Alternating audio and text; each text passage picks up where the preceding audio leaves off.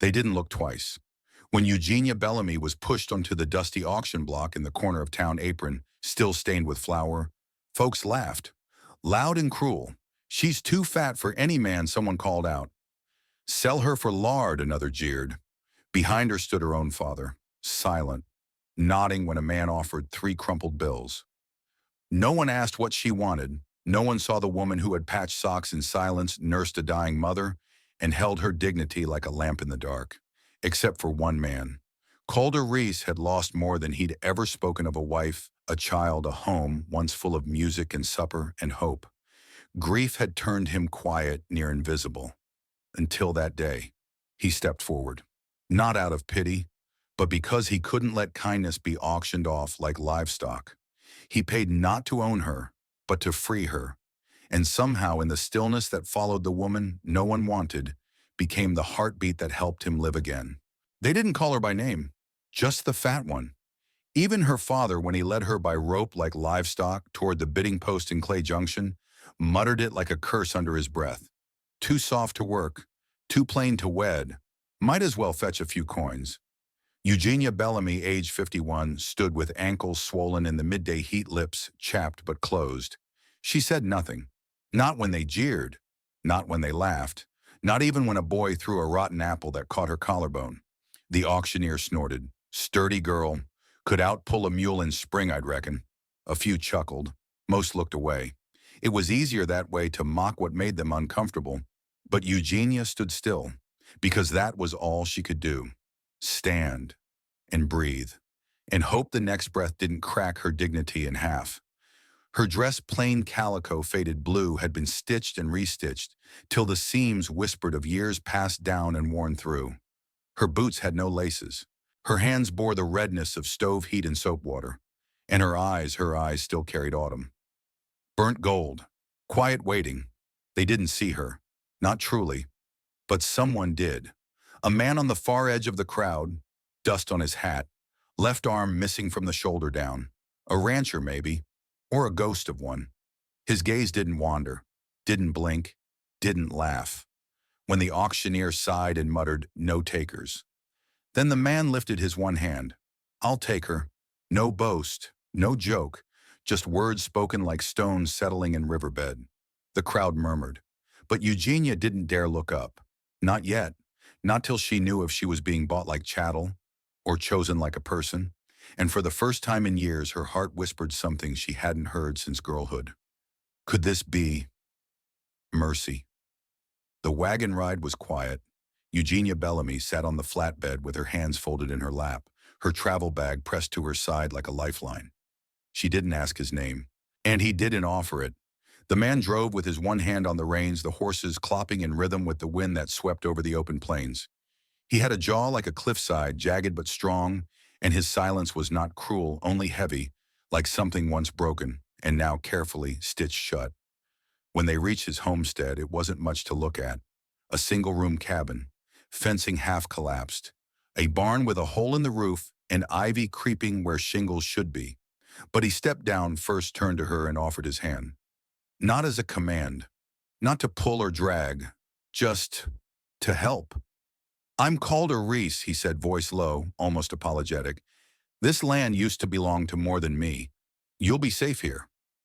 Eugenia studied his face, weather-worn, eyes tired but not unkind. She nodded once softly and stepped down without a word. That night she slept on a cot near the stove. He didn't lock the door, didn't watch her, didn't ask anything from her. But just before turning in, he placed a folded quilt at the foot of her bed, worn flannel hand-stitched, and said, "You ain't here to serve me. You ain't a debt. You're just someone who deserves a quiet place to rest." And though Eugenia had heard many things said to her over 51 years, she'd never heard that. She lay awake long into the night, her fingers tracing the seams of that quilt, thinking, what kind of man offers warmth to a woman the world threw away? Mornings on the ranch came quiet. Eugenia Bellamy rose before the sun, not from duty but from habit, the kind beaten into women over decades of being told they weren't enough unless they did more. She swept the hearth-fetched water and patched a rip in the curtain with the same steady hands that once mended her father's shirts, even after he'd sold her like a cow at auction. But this place was different. No barked orders, no sideways glances. Calder Reese never asked her to work, yet somehow he never stopped her either.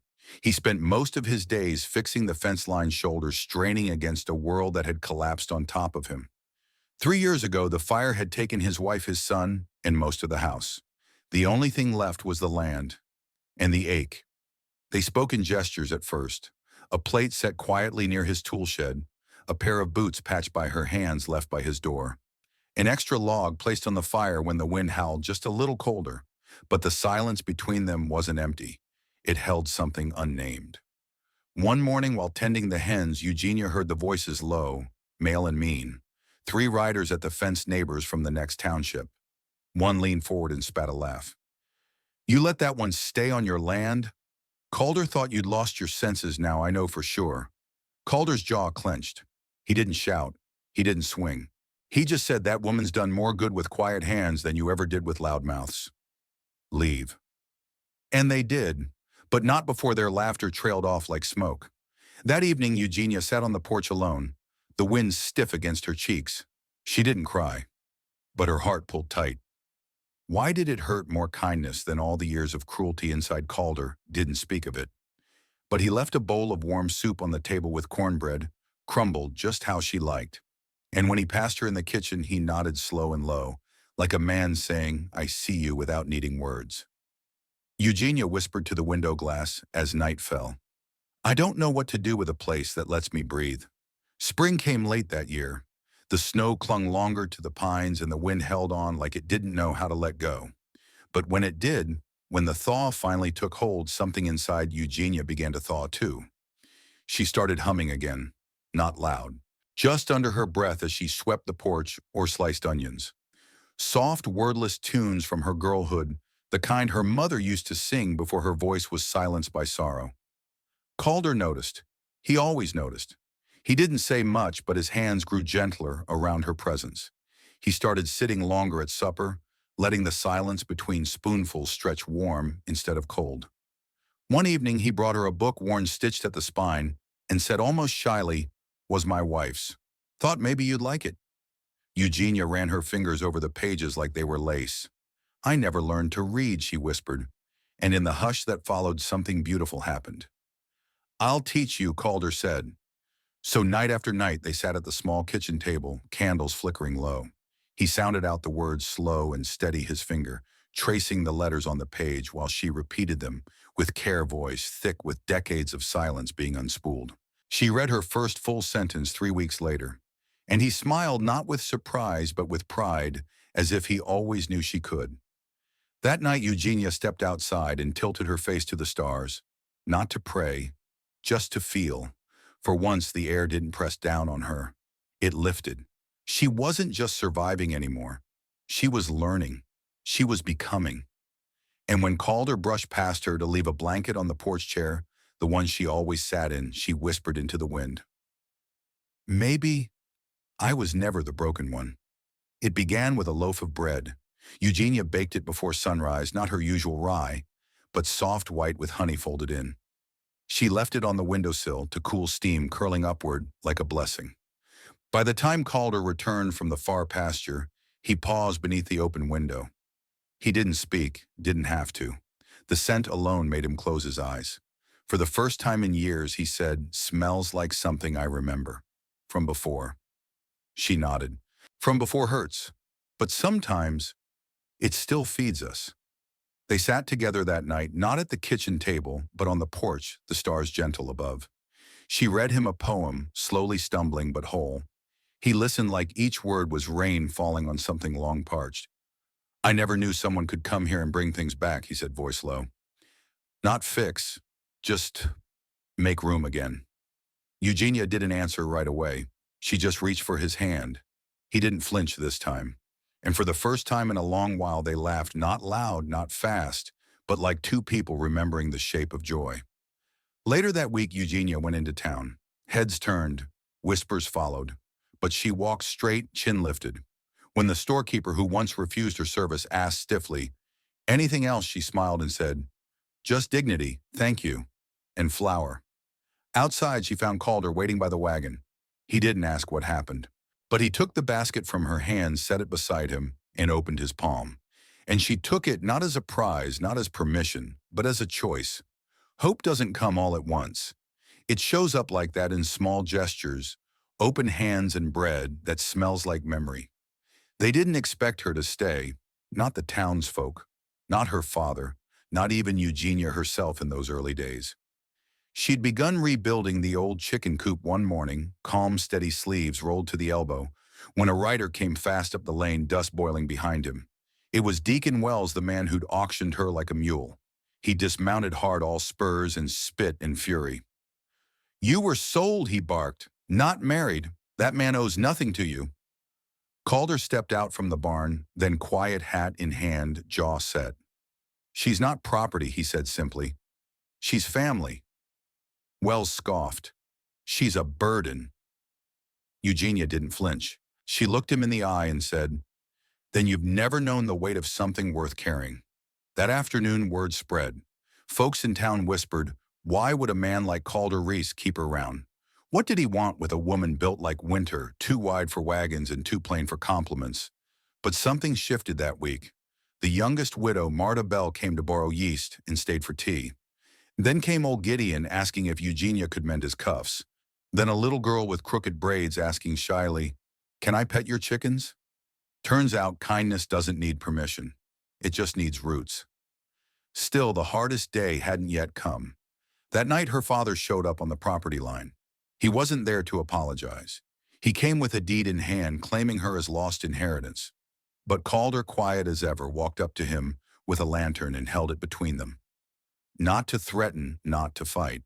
Just so the man could finally see what Eugenia had become, steady, sure, and wholly unafraid. "You gave her up," Calder said, "and she chose to stay. That's more than you'll ever understand," the man spat. "You'll regret this. She's not worth the feed she eats." And Calder, without rage or defense, simply said, "She's worth the life I thought I'd never have again." Eugenia stood behind him, not hiding, not needing saving, just present with dignity. And in the silence that followed, the man left. They didn't celebrate. They didn't cry. But that night Calder left the door to his room open. And for the first time since his wife passed, Eugenia walked through without knocking. She didn't sleep in his bed. She just sat beside it, mending one of his torn shirts by lamplight. Because sometimes healing doesn't begin with a kiss. It begins with staying. Spring arrived like an apology. Soft rain soaked the parched corners of the ranch, coaxing green from cracks where nothing had grown in years. Eugenia stood on the porch one morning, a blanket around her shoulders, breathing in the scent of wet cedar and open sky. Beside her, Calder handed her a warm tin cup of chicory brew, strong, bitter grounding. They didn't speak much these days. They didn't need to. Healing had crept into the house the way morning light does, quietly, gently, without asking permission. Children had begun showing up after school, asking for her biscuits. The lonely came with shirts that needed mending or stories they hadn't told in years. Even Marta Bell said she'd never seen Calder smile the way he did when Eugenia laughed. But it was the night Calder came back early from town, hands, dirt-streaked eyes soft, that something inside her shifted for good. He stood at the kitchen threshold holding a small carved box. "This ain't a proposal," he said, voice low. "It's something quieter." Inside the box, her name hand-carved in pine. A drawer with seeds for herbs, another for thread, and in the bottom, wrapped in flannel, a key. To the barn he added a touch nervous. "Made space. Figured it ought to be yours too." "Not borrowed. Yours." Eugenia didn't cry. Not then. She simply reached for his calloused hand, placed it on her chest, and said, "I've already got everything." They didn't speak of love in grand speeches. They showed it in garden rows, in clean socks, folded neat, and watching sunsets without needing to explain the ache of once being invisible. And when summer came, folks stopped asking why Calder had taken her in. They started saying things like, "That ranch sure came alive when she showed up," because he hadn't saved her. He'd simply seen her, and she in turn had rebuilt more than a home. She'd rebuilt a man who thought he'd lost too much to hope again. Sometimes we are discarded by those who should have known our worth, only to be found by someone who sees us in full bloom. Would you like to see more stories like Eugenia's? If this touched you, we'd love to hear your thoughts in the comments. Please like, share, and subscribe to None Wild West Saga to keep these stories of dignity, love, and healing alive. What tale should we tell next? Would you want a sequel to Eugenia's journey? Let us know below. Sometimes healing doesn't come in grand moments or loud declarations. Sometimes it arrives quietly in a second cup of coffee, left warm in a quilt mended with care and a gaze that says, I see you, all of you, and I'm not turning away. Eugenia didn't set out to be anyone's salvation. She was simply surviving the only way she knew how, with kindness and dignity. A man too used to silence didn't expect to feel anything again. But together they built something gentle out of the ashes, not a perfect home, but a real one. One where both could rest. Their story reminds us worth isn't measured in what others say about us. It's in how we choose to show up for ourselves and those who see our quiet light. So if you've ever felt overlooked, if you've ever been told you're too much or not enough, may this story remind you you are deeply worthy of being loved just as you are. If this story touched your heart, please consider subscribing to None Wild West Saga. Share it with someone who might need a quiet bit of hope today. And tell us in the comments, would you like to see what happens next in Eugenia and Calder's story, or hear more late-blooming love stories like this one? Because sometimes the gentlest stories are the ones we carry the longest.